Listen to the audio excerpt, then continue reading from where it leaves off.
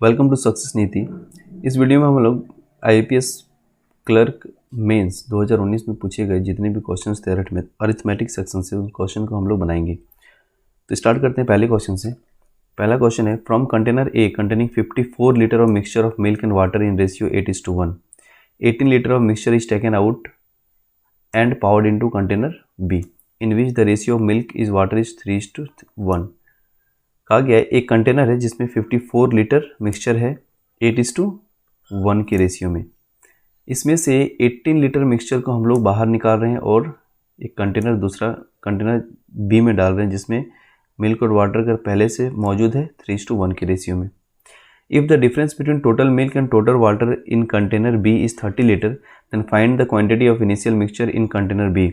अब कहा गया है कि जब हम लोग कंटेनर ए से 18 लीटर मिक्सचर को निकाल कर कंटेनर बी में पुट कर रहे हैं तो मिल्क और वाटर का जो डिफरेंस है वो 30 लीटर का बन रहा है। अब जो 18 लीटर हम लोग निकाल रहे हैं और बी में पावर कर रहे हैं, इसमें जो रेशियो है वो भी 8:1 का ही है, यानी कि इसमें से भी हम लोग 16 लीटर और 2 लीटर एक्स्ट्रा अगर कर रहे हैं तो मिल्क 16 लीटर और वाटर 2 लीटर निकल रहा है, जिसको हम लोग कंटेनर बी में पुट कर रहे हैं। तो अब हम लोग इसको शॉर्ट तरीका से ऐसे बना सकते हैं कि सपोज करिए कि कंटेनर बी में मिल्क जो था पहले से वो 3x लीटर था, जिसमें से हम लोगों ने 16 लीटर और पुट कर दिया।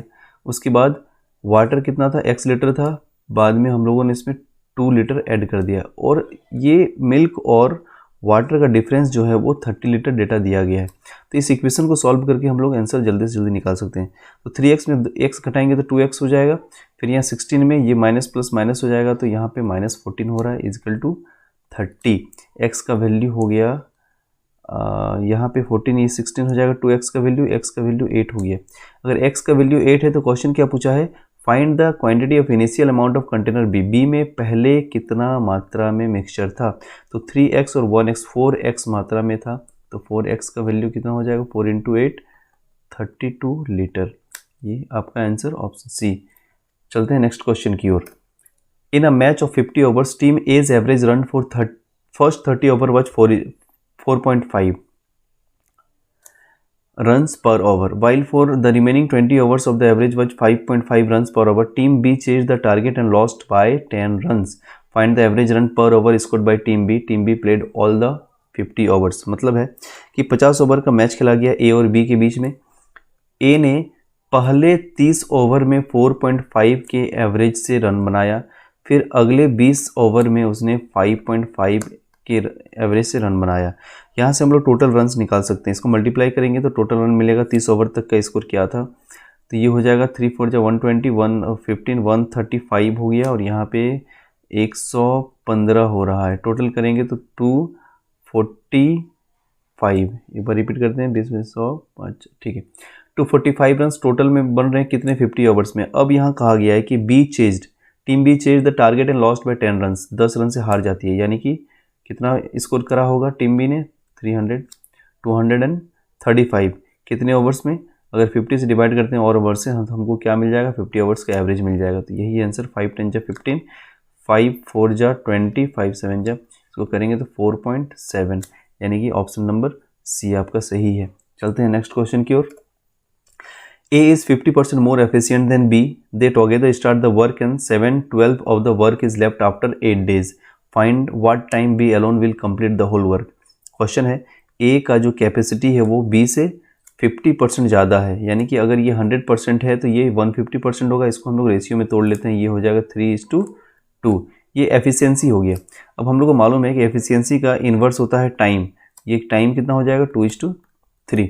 अब यहाँ क्वेश्चन का दे टुगेदर स्टार्ट द वर्क, दोनों साथ में काम स्टार्ट करते हैं और 7/12 काम बच जाता है 8 दिन के काम करने के बाद, यानी कि 8 डेज में वो लोगों ने काम करा कितना, 5/12 है ना। 7/12 अगर काम बचा हुआ है तो रिमेनिंग काम कितना हो जाएगा, 5/12 हो जाएगा। तो 8 डेज में अगर 5/12 काम करते हैं तो पूरा काम को करने के लिए कितना दिन लगेगा, टोटल वर्क को करने के लिए 96/5 डेज लगेंगे। ये आपको जानना चाहिए, ये मल्टीप्लाई होगा, ये नीचे आता है तो ये 91 वर्क पूरा कंप्लीट करने के लिए दोनों को साथ में 96/5 डेज का वर्क समय लगता।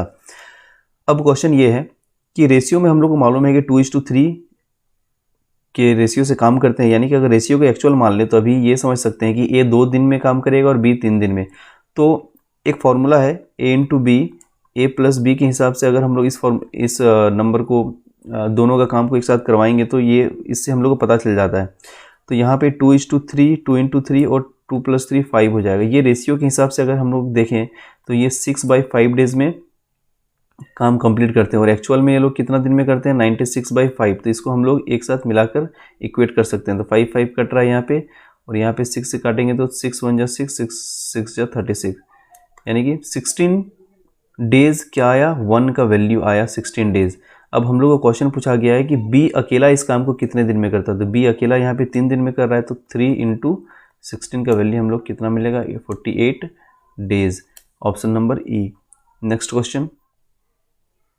क्वेश्चन है, a man invested an amount at the rate of 10% per annum on compound interest and after 2 years he again invested half of the initial amount. If man got rupees 457.2 rupees at interest after 3 years, find the amount received by man after 3 years if he invested the same amount on simple interest at the rate of 15% per annum. Question, एक आदमी ने कुछ पैसे invest करे 10% per annum के rate से 3 साल के लिए। इसमें एक कंडीशन और कहा गया है कि जैसे ही दूसरा साल पूरा हो रहा है उसने जितना भी पहले इन्वेस्ट करा था उसका आधा उसने फिर से इन्वेस्ट कर दिया 2 साल के बाद। तो आपको बताना है कि अगर वही पैसा वो 3 साल के लिए 15% पर एनम के रेट से लगाए सिंपल इंटरेस्ट में तो उसका अमाउंट क्या होगा। तो चलिए क्वेश्चन को सॉल्व करते हैं। मान लेते हैं कि प्रिंसिपल 100 रुपीज़ उसने इन्वेस्ट करा था। तो पहला साल, दूसरा साल, तीसरा साल में क्या होता है, पहले साल में उसको इंटरेस्ट के रूप में 10 रुपये मिलेंगे, यानी कि अमाउंट हो जाएगा 110। फिर इसका 10% मिलना है तो ये 121 हो जाएगा। फिर तीसरे साल में 133.1 रुपीज़ बन जाएगा। कंडीशन ये कहा गया था कि दूसरे साल में उसने जितना भी पहले का इन्वेस्टमेंट था उसका आधा और ऐड किया है। तो इस 50 रुपीज़ जो उसने इन्वेस्ट किया दूसरे साल में उसका भी इंटरेस्ट 10% मिलना है, तो 5 रुपीज़ और मिलेंगे। यानी कि 100 रुपया, जब 100 रुपया इन्वेस्ट करा था तो 3 साल में उसने इंटरेस्ट मिला उसको 33.1 और 50 रुपीज़ जो दूसरे साल में करा उसके लिए इंटरेस्ट मिला 5। तो टोटल इंटरेस्ट कितना हो रहा है, अगर 100 हम लोग प्रिंसिपल मानते हैं तो टोटल इंटरेस्ट हो रहा है 38.1 और एक्चुअल में इंटरेस्ट कितना है 457.2 कह सकते हैं। इसका मतलब ये, तो 100 का वैल्यू कितना होगा यहाँ से हम लोग निकाल सकते हैं। तो 457.2 का वैल्यू अगर 38.1 है तो 100 का वैल्यू कितना है, इसको सॉल्व करेंगे तो हमको प्रिंसिपल मिल जाएगा। इसको पॉइंट हटाते हैं यहाँ से। अब इसको सॉल्व करेंगे 1 बार में और ये 1 2 जा 2 12 बार में कटेगा, तो ये हो गया 1200 प्रिंसिपल है। अब कहा गया कि उसी प्रिंसिपल को अगर सिंपल इंटरेस्ट में इन्वेस्ट करा जाए तो 15% पर एनम के हिसाब से 3 साल में हमको कितना अमाउंट हो जाएगा। तो मान लेते हैं 1200 प्रिंसिपल है, 3 साल के लिए इन्वेस्ट कर रहे हैं सिंपल इंटरेस्ट में। अब सिंपल इंटरेस्ट का कंडीशन ये रहता है कि जितना 15% अगर पर एनम है तो हर साल 15% ही इंटरेस्ट मिलना है। तो 3 साल में ये टोटल इंटरेस्ट हमको कितना बन जाएगा 45%। यानी कि अमाउंट अगर हम डायरेक्ट निकालेंगे तो 1200 का 145% अगर हम लोग निकालते हैं तो डायरेक्ट हमको आंसर यहाँ पे मिल रहा है।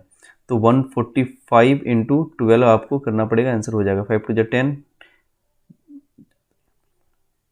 13 सॉरी 5 2 जा 10 0 हाथ में 1 4 2 जा 8 और 5 13 और 1 14 का 4 1 हो गया, 2 6 7 हो गया और 1 हो गया। 1740 is the right answer, option number 1।